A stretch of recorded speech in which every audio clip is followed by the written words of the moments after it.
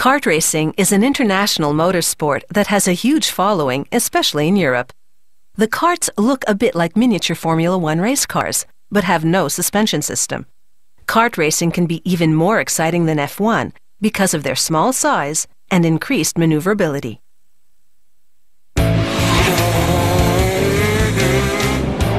This Italian-made racing kart, with its one-cylinder 125cc engine, reaches speeds of 180 kilometers per hour. An aluminum case houses all the engine components. A computer-guided drill bores various holes for installing them.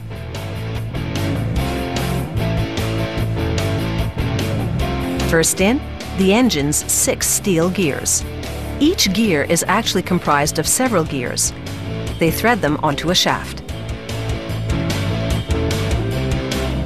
Then everything goes into the gearbox.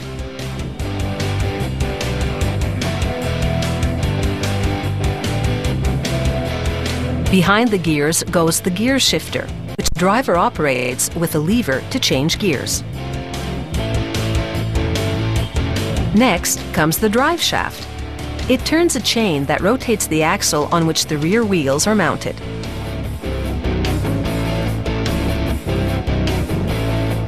On the other side of the engine case, they install the drive shaft gears. These ensure the shaft rotates at a stable and controlled rate. The red markings help the technicians align the gears. The clutch cover closes up the gearbox. The clutch's main housing, called the drum, contains the clutch discs. These discs transmit crankshaft motion to the gearbox, which turns the drive shaft, which moves the chain that rotates the rear wheels. Thick steel springs grip and release the clutch discs. This flapped component, called the lamellae pack, controls how much fuel enters the engine. Stepping on the acceleration pedal creates a vacuum that opens the flaps and sucks in more fuel. The cylinder houses the piston that rotates the crankshaft.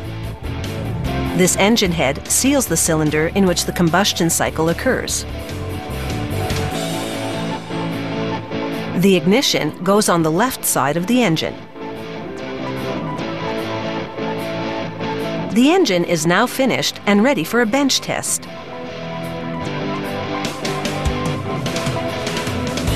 Technicians use special instruments to monitor and calibrate its performance. The Racing Karts chassis is made of steel tubing. At the back, they mount bearings to hold the rear axle. Then they mount the axle itself, and on it, brake discs. They attach brake calipers to the chassis. Under braking, they squeeze the discs to stop the wheels from turning.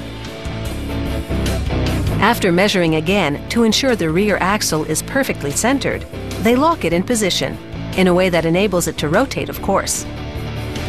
Now for the steering system. At the front of the chassis, technicians mount a spindle on each side. The spindles turn the kart's front wheels.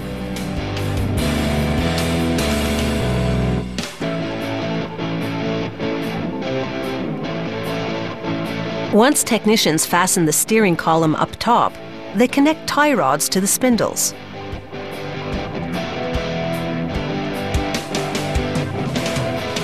Tie rods transmit the rotation of the steering column via those spindles to the front wheels. Next, technicians mount 2 spring-loaded pedals in front of the chassis.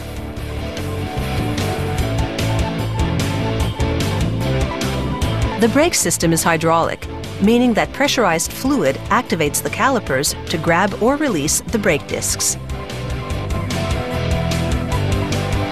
Next come the wheel hubs, on which the tire rims go.